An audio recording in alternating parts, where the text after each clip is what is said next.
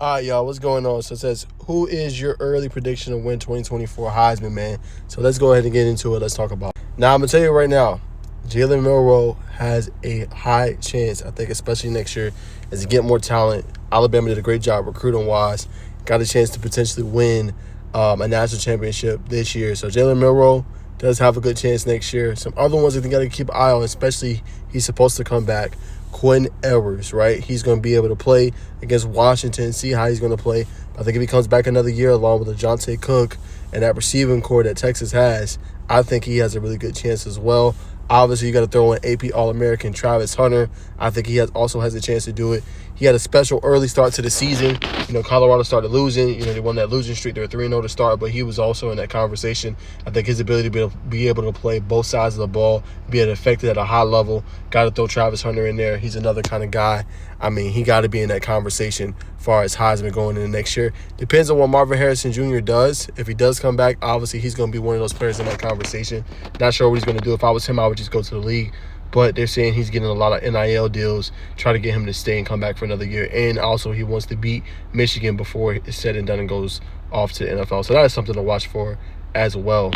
I think, too, you got to throw in Carson Beck. Now, I know they lost, and a lot of people weren't really impressed with him, but I'm going to tell y'all, I watched Georgia this year, man. He was a consistent passer, didn't make a lot of turnovers. Obviously, Brock Bowers is gone, but Lat McConkey could return. I know they got a couple guys they want to get out of the transfer portal to come in. Only 2 wide receiver commits in the 2024 class. But I think overall, Carson Beck did a really good job with Georgia. I think he's going to have more people eyes on him, especially next year, especially if they do what they did. I mean, this year, again, they did lose the Alabama SEC title game. But again, it's going to be a 12-team playoff next year. He's going to have more chances to be able to show who he really is. He's going to be a name to watch also next year. I think Carson Beck, incredible year, first year as a starter. I thought he answered and did all the things he could do with that program. I think he's going to have another really, really good season. It's going to be interesting, especially with the kind of new receivers coming in. But I think, he's another name to watch for.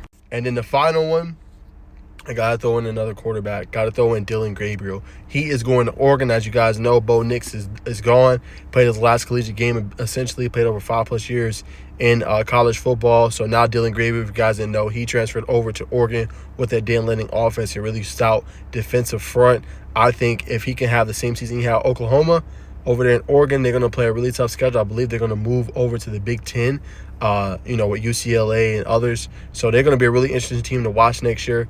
I think, if he can kind of follow up that same season he had, put Oregon in contention like how they were this year, just came up a little bit short in the Pac-12 championship.